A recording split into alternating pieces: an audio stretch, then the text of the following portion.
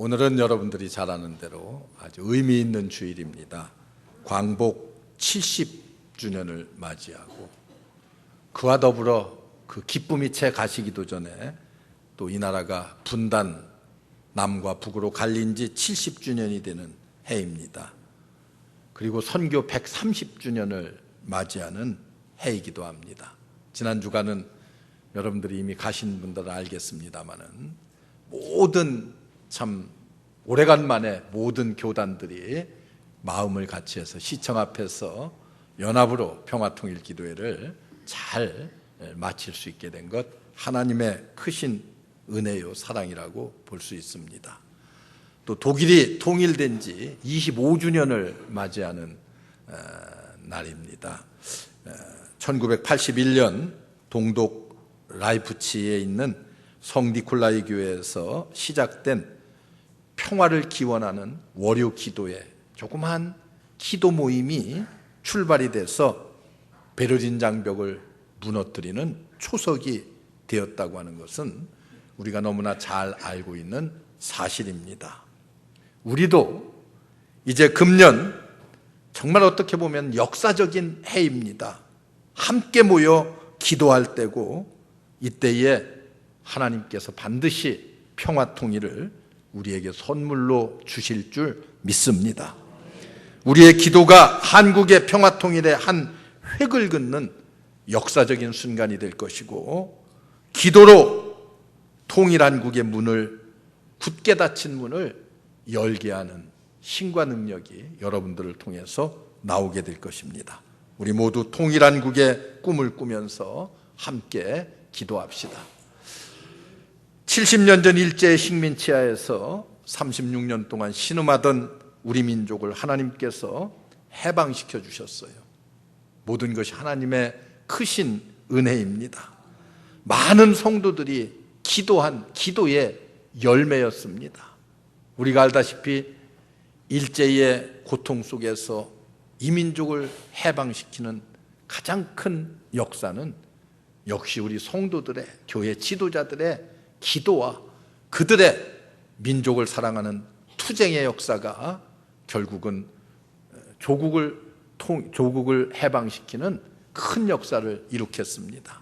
알다시피 우리가 일제 치하에서 가장 우리 열심히 목숨을 바쳐서 순교하면서까지 우리가 국가를 위해서 또 조국의 광복을 위해서 애쓰고 수고했던 사람들의 절반 이상은 크리스찬이었습니다. 우리 성도들이 노력하지 않았으면 어떻게 보면 이 땅의 광복은 오지 않았다고도 볼 수가 있습니다. 성경의 역사를 보면은 바벨론 포로에서 이스라엘 민족이 70년의 그 아픈 노예의 고통 속에서 벗어나서 귀향을 했습니다. 하나님의 역사로 말미암아서 바벨론의 왕들의, 총리들의 마음을 감동시켜서 이런 해방의 역사를, 포로 귀환의 역사를 이루셨어요. 분단 70년을 맞이하는 이 나라에도 하나님께서 반드시 통일의 축복을 주실 줄 믿습니다. 이제 저 한라산에서 백두까지 예수 그리스도의 보혈의 능력으로 우리를 덮어주시어서 통일의 은혜를 베풀어 주실 줄 믿습니다. 이 땅에, 우리 남한 땅에만 약 6만여 개의 교회가 있습니다. 그리고 전 세계에 흩어져 있는 우리 교민들, 디아스포라들이 약 5천여 개의 교회에서 신앙생활을 하고 있습니다. 이 6만 5천여 개의 교회가 힘을 합쳐서 기도하면은 평화통일에 그들이 밑거름이 되어서 화목제물이 되어서 반드시 통일이 이루어질 것인데, 그렇다고 하면 지금 이 민족에게 가장 필요한 것이 과연 무엇이겠는가? 저는 언제나 생각하기를 이 민족에게 필요한 것은 역시 복음이다. 첫째도 복음이요, 둘째도 복음이고 셋째도 복음입니다. 복음이 무엇입니까? 말 그대로 예수 그리스도이십니다. 예수 그리스도에 관한 모든 것이 복음입니다. 예수님의 탄생에 대한 예언의 말씀으로부터 시작해서, 그리고 탄생, 어린 시절, 그의 공생애, 그리고 그의 순환, 그분의 죽음과 부활과 승천과 장차 이루어질 재림에 이르기까지, 여러분, 이것을 우리는 복음이라고 말합니다. 이 복음이 우리에게 무엇을 가져다 주었습니까? 우리는 복음을 통해서 구원을 받았습니다. 구원의 복음이라고 우리가 말하잖아요. 우리는 예수 그리스도를 믿음으로 말미암아 구원을 얻었어요. 우리 모두가 구원받고 복음으로 구원받고 그 구원의 감격을 누리지 않았습니까? 여러분, 이제는 구원받은 성도로서의 삶을 우리가 이 땅에서 살아야 됩니다. 성도의 삶이 빠진, 복음의 본질이 빠져버린 그런 신앙생활은 아무런 의미가 없습니다. 가장 중요한 것이 무엇입니까? 우리가 서로 용서하는 삶을 사는 거예요. 서로 용서하는 삶. 예수님 이 땅 위에 오셔서 하신 가장 큰 일이 무엇입니까? 우리를 용서하기 위해서 십자가 위에서 처절하게 죽으셨습니다. 예수님께서 이 땅에 오셔서 하신 일입니다. 그런데 지금 우리는 어떻습니까? 얼마나 여러분들은 용서하며 살고 있습니까? 요즘 뉴스를 통해서 여러분들이 잘 보아서 아는 것들이 있어요. 롯데라고 하는 재벌이 아버지와 두 아들과 아주 피눈물 나는 전쟁을 하고 있어요. 왜 그런 전쟁들을 형제들끼리 부자간에 하고 있습니까? 서로 용서하지 못하고 서로 화해하지 못하고 평생 먹고 살 것이 다 있을 텐데도 불구하고 조금이라도 더 내가 가져야 되겠다고 하는 욕심들이 과해서 이런 일들이 생겨나는 거 아니겠어요? 삼성가도 역시 마찬가지예요. 형제들끼리 싸우는 추한 모습들 보여주고 있잖아요. 여러분, 부모 자식 간에도 형제 간에도 이렇게 용서가 안 되고 이해가 안 되는데 이웃 간에는 어떻게 되겠어요? 아래 위층이 왜 싸워요? 조금만 무슨 위에서 쿵쾅거린다고 와서 칼부림을 하질 않나요? 자동차를 타고 가다가 조금이라도 자기네들의 마음에 들지 않으면 차에서 내려서 시비를 붙고 여러분, 다투고 하는 이런 모습들 우리의 주변에서 얼마나 많이 보고 있습니까? 이렇게 형제 간에도 부자 간에도 또 이웃 간에도 용서가 안 되는데 남과 북이 70년 동안 갈라서 있는 이런 마당에 여러분, 용서가 되겠어요? 화해가 되겠어요? 우리들이 여러분 어떤 마음을 가져야 되겠습니까? 총칼을 들고 70년을 서로 맞대고 싸우고 있는데, 교회도 마찬가지요. 성도들 간에도 마찬가지입니다. 고소고발로 얼룩져 있는 것들이 교회 아닙니까? 누군가 그런 말을 해요. 교회가 하나 되고 교단이 하나 되는 연합이라고 하는 것은 남북 통일되는 것보다도 훨씬 더 어려울 것이다. 얼마나 우리 교인들이 마음이 하나 되기가 어려우면 그런 말들을 하겠습니까? 서로가 조금씩 마음의 문을 열고 양보하면 아무것도 아닌 일들이 우리는 한치의 양보도 없이 서로 용서함도 없이 이해함도 없이 다투고 시기하고 미워하고 그런 삶을 우리가 살고 있잖아요. 이런 마음을 열게 할 수 있는 것이 무엇이겠습니까? 아무 것으로도 열게 할 수가 없어요. 오직 복음만이 우리의 마음의 문을 열게 해줄 것입니다. 여러분, 왜 이렇게 삭막해져 가고 있습니까? 예수 그리스도의 십자가의 삶이 우리에게서 다 사라져 버렸기 때문에 그렇습니다. 아낌없이 주는 것이 십자가의 정신이요. 우리 예수님이 이 땅에 오시어서 아낌없이 아무런 욕심 없이 우리를 위해서 십자가 위에서 자기의 목숨을, 물과 피를 아낌없이 쏟아 흘리시고 죽으셨습니다. 그런데 우리는 어떻습니까? 희생이라고는 요만큼도 하지 않으려고, 양보라고는 요만큼도 하지 않으려고 생각합니다. 유명한 인도의 정치가였던 간디가 그런 말을 했습니다. 이 땅에는 죽음에 이르는 7가지 죄악이 있다고 그랬어요. 그 죄악 가운데 하나는 노동이 없는 부라는 거예요. 일하지 않고 부자가 되려고 하는 욕심에서 벗어나, 이거 죄라는 거예요. 그 다음에 양심이 없는 쾌락을 위해서 인간의 양심도 다 팔아먹는 것은 죄악이라. 인간성, 인문 없는 과학, 아무리 과학이 발달해도요, 예를 들면은 어떤 겁니까? 사람을 복제해서 복제 인간을 만들어내겠다고 하는 인간의 과학 같은 것들은요, 인간성이라든지 인문이 없는 과학입니다. 이런 것들은 죄악이라고 그랬어요. 지혜 없는 지식, 원칙이 없는 정치, 그리고 도덕성이 없는 상거래, 그리고 희생이 없는 종교라고 마지막 얘기했어요. 여러분, 종교에 희생이 없다고 하면 그것은 죄악이라고 했습니다. 어떻습니까? 우리는 어때요? 얼마나 이웃을 위해서, 저 북녘 땅에 있는데 동족을 위해서 희생하고 용서하고 양보했어요. 대통령이 한마디 대화하자고 하면은 지금 이때가 대화하자고 하는 때입니까? 이구동성으로 난리를 치고 있는 때가 지금 아니겠어요? 용서와 희생이 없는 십자가, 용서와 희생이 없는 기독교는 여러분 아무런 의미가 없는 죽은 종교에 불과할 것입니다. 그럼에도 오늘의 우리는 어떠합니까?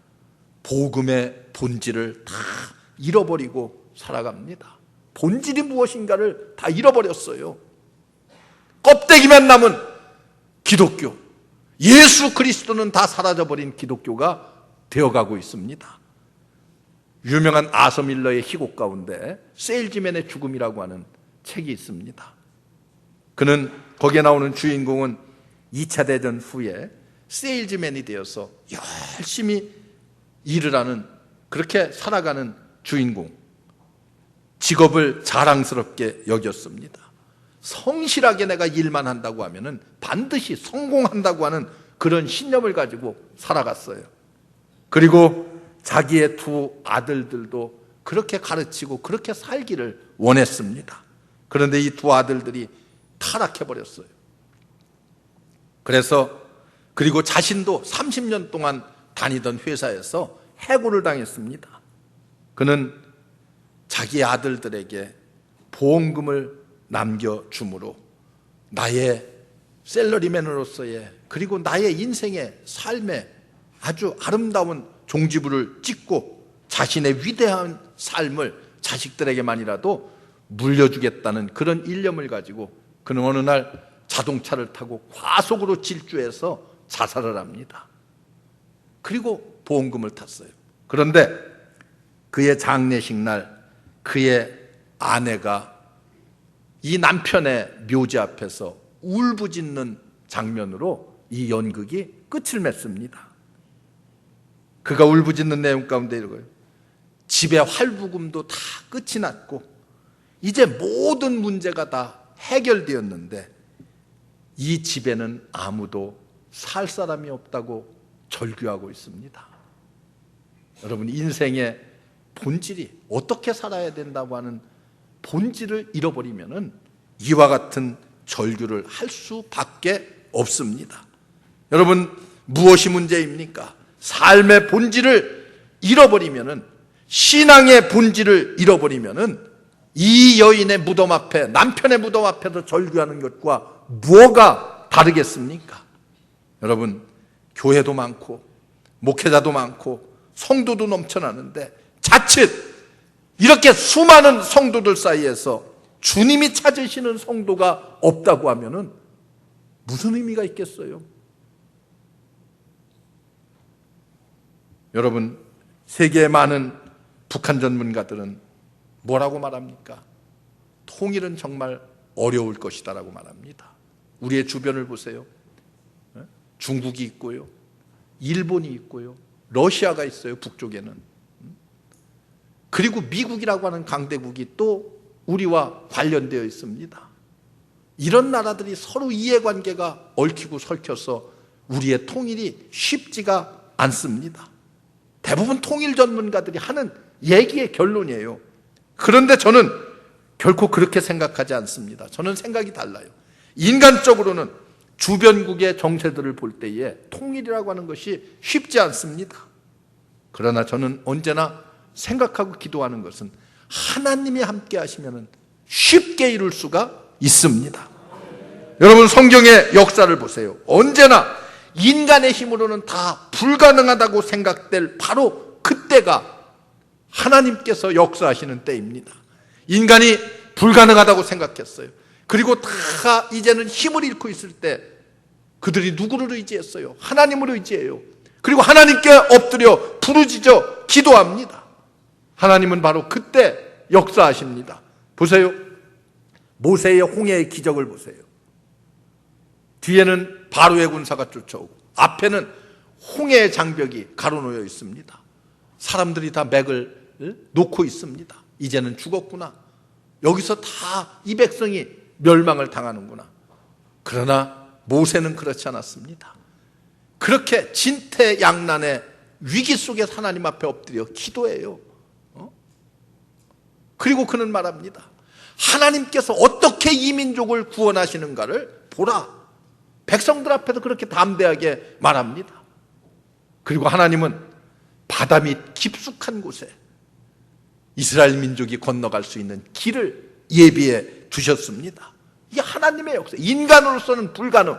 그러나 하나님이 하시면 쉽게 하실 수 있습니다. 여러분, 여리고성을 보세요.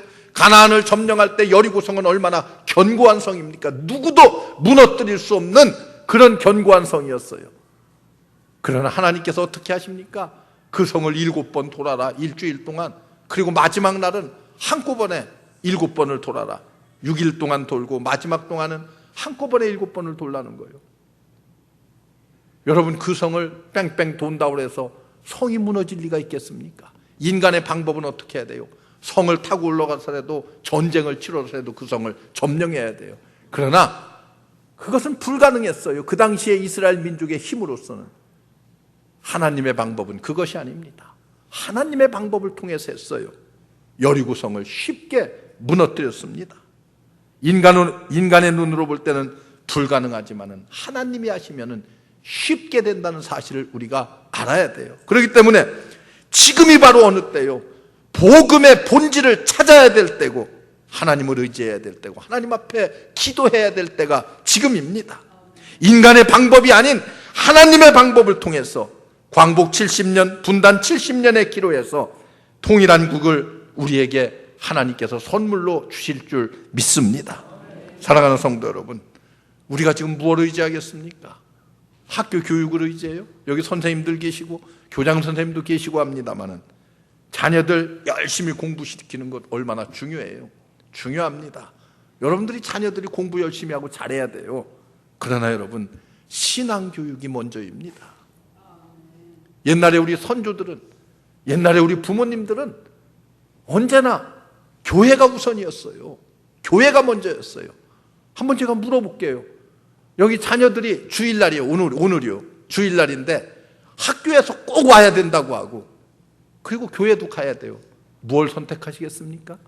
아마 여기 장로님 자녀 손자들도 다 마찬가지로 학교 선택할 거예요. 볼 것도 없어. 볼 것도 없어. 다 그래. 다. 여기 웃는 분들은 더해. 그렇잖아요. 그러나 옛날 우리 신앙의 선조들은 교회를 선택했어요. 교회를. 여러분 어떻습니까? 교육이 우리를 변화시킬 수가 없어요. 우리를 변화시키는 게 뭐예요? 복음입니다. 여러분, 복음이, 그런데 왜 우리가 자꾸 거꾸로 인생을 살려고 그래요? 본질을 잃어버리고 거꾸로 자꾸 살려고 합니다. 좀 자녀들의 신앙교육, 교육에 우리 어른들이 좀 신경을 써야 돼요. 어떤 자녀를 원해요? 공부 잘하는 아이를 원합니까? 인간다운 사람을 만드는 것을 원하십니까? 그러면 정치에 기대를 걸고 있습니까?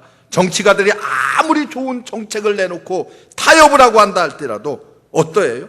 사람들의 정책이라고 하는 것은 다 모순투성이입니다. 사람들은요, 이 땅에 평화를 얻기 위해서 전쟁을 해요. 이런 아이러니가 어디에 있습니까? 여러분 생각해 봐요. 평화를 얻기 위해서 전쟁을 하는 이런 일들이 우리의 주변에 얼마나, 그들이 전쟁을 하는 목적이 뭐예요? 평화를 위해서라는 거예요. 여러분, 이것이 우리의 현실이에요. 결코 이 땅의 정치가들이 통일을 이루지 못합니다. 누가 합니까? 하나님께서 하십니다. 복음으로 통일되지 못한다고 하면 무슨 의미가 있겠습니까? 복음의 본질이 무엇입니까? 여러분, 서로 화해하는 삶입니다. 화해가 없는 복음이라고 하는 것은 아무런 의미가 없습니다. 우리 예수님이 땅에 오셔서 십자가 위에 달려 돌아가실 때에 한 손은 하나님을 잡으시고 한 손은 우리 인간을 잡았어요. 이렇게 하나님께서 인간과 하나님의 손을 잡았어요. 그리고 중보자의 역할을 감당하셨습니다. 죄로 말미암아 하나님과 우리 사이에 건널 수 없는 장벽이 생겼어요. 건널 수 없는 강이 생겼어요. 이 하나님과 우리 사이에 이 갭을 어떻게 메울 수 있겠습니까? 십자가로 메웠습니다. 십자가로 다리를 놓았어요. 이것이 복음입니다. 여러분, 남과 북한 70년 동안 서로 이렇게 헤어져서 말만 같은 말을 쓰지, 여러분 얼마나 벽이 높습니까? 얼마나 구덩이 깊습니까? 이것을 어떻게 메울 수 있겠어요? 무엇으로 메우겠어요? 그것을 메울 수 있는 유일한 길은 복음밖에 없습니다. 왜 우리는 화해하지 못합니까? 왜 우리는 먼저 손을 내밀지 못합니까? 왜 가족끼리 먼저 손을 내밀지 못합니까? 제가 명절 때만 되면 광고하는 거 있어요. 올 추석에도 또 광고할 거 이제 한 달 남았습니다만은. 뭐요? 가족끼리 서로 마음 상해서 연락 왕래도 하지 않고 있는 가족들이 있으면은 이번 추석을 계기로 먼저 손을 내미십시오. 먼저 화해하고, 먼저 용서하고, 먼저 손을 내밀어 전화 먼저 하고, 야, 이번 추석만큼은 우리 가족 좀 다 모여서 함께 교제하고 좀 마음 편하게 그렇게 하면 되잖아요. 부모와 자식 간에도, 형제들 간에도. 여러분, 그런 가족 없어요? 부모님들 이번 추석에나 우리 막내 아들 올려나, 우리 큰아들 올려나, 그렇게 생각하면서 명절 맞이하는 부모님 없습니까? 먼저 하세요. 자녀가 되건 그것이 부모가 되든 형제가 되든 먼저 합시다. 왜 손을 먼저 내밀지 못해요? 왜 민족끼리 남과 북이 서로 손을 내밀지 못합니까? 언제부터 우리가 그렇게 손익계산서 따졌어요? 여러분, 내가 수없이 말씀드립니다마는 우리 그리스도인들은요, 손익계산서로 계산하고 세상을 살면은 안 됩니다. 그리스도인은 언제나 손해를 봐요. 손해보는 인생 살아야 돼요. 손해보는 인생. 그러면 그 손해를 누가 메꿔줘요? 하나님께서 메꿔주실 줄로 믿습니다. 여러분, 손해보는 인생 살아야 돼요. 이제 우리부터 작은 일에 너무 소심하게 얽매이지 말고 손을 내밀고 엉뚱한 일에 목숨 걸지 말고 정말 복음으로 구원받고 그리고 민족이 하나 되는 이 일에 기도하면서 우리의 최선을 여러분들이 다해야 됩니다. 가정에서, 우리의 이웃들과의 관계에서, 민족끼리 한번 손을 내밀어 보세요. 주님의 사랑의 손길을 내밀어야 돼요. 사도 바울은 분쟁의 대명사와도 같았던 고린도 교회를 향해서 위대한 사랑의 메시지를 던지고 있잖아요. 마지막 절에 뭐라고 말해요? 그런즉 믿음, 소망, 사랑, 이 세 가지는 항상 있을 것인데 그 중에 제일은 사랑이라. 사랑을 따라 행하라. 이렇게 말씀합니다. 여러분, 이제는 우리 그리스도인들이 하나가 될 때입니다. 성도가 하나가 되고 교회가 한 목소리를 내야 됩니다. 어제 지난주일 동성애에 대한 말씀 드렸습니다마는 여러분, 교회가 한 목소리를 내지 못함으로 영국이 무너지고 프랑스가 무너지고 지금 미국이 무너져가고 있지 않습니까? 미국의 19개 주가 동성애를 승인했습니다. 대통령이 TV를 통해서 뭐라고 연설해요? 동성애에 반대하는 것은 민족의 적이라는 거예요. 국가의 적이라고 이렇게 공공연하게 대놓고 있습니다. 우리나라의 지도자들도, 그러는 지도자들이 얼마나 많은지 아십니까? 이제 우리가 하나님 앞에서 정말 회개하면서 기도해야 될 때입니다. 하나님 앞에 정말 엎드려 목숨 걸고 부르짖어야 할 때가 지금입니다. 남과 북이 무너진 신뢰와 거리를 우리 성도들이 십자가의 사랑으로 다시 메꾸고 다시 회복해야 될 때가 지금입니다. 평화 통일은 하나님의 위대한 뜻입니다. 예수님이 이 땅에 오신 목적이기도 합니다. 이것은 복음의 본질이기도 합니다. 이제 복음만이 이 민족의 살 길임을 우리가 깨달아 알아야 됩니다. 복음으로 남북의 통일을 이루어냅시다. 우리의 기도가 이 역사를 반드시 이루게 하는 초석이 될 줄로 믿습니다. 광복 70년 그리고 분단의 아픔 70년, 이 의미 있는 해에 복음으로 이 민족의 영원인 통일을 이룩합시다. 이 일에 우리 모두 기도로 동참하시기를 주의 이름으로 축원합니다. 기도하겠습니다. 은혜로우신 하나님 감사합니다. 우리 민족에게 하나님 복음을 주시고 이 민족이 이렇게 복음으로 부흥할 수 있는 놀라운 은혜를 주신 것 감사합니다. 그러나 아직도 남과 북이 이렇게 갈려져 있어서 서로 총뿌리를 맞대고 있는 안타까움을 금할 길이 없습니다. 하나님, 우리의 힘으로, 우리의 노력으로, 우리의 교육으로, 우리의 정치로 이 문제를 해결할 수 없습니다. 오직 주님만이 하실 수 있습니다. 십자가의 능력을 통해서 복음으로 이 민족이 평화 통일을 이루게 하여 주시옵소서. 금년이 가기 전에 하나님께서 반드시 이루실 줄 믿습니다. 예수님의 이름으로 기도하옵나이다. 아멘.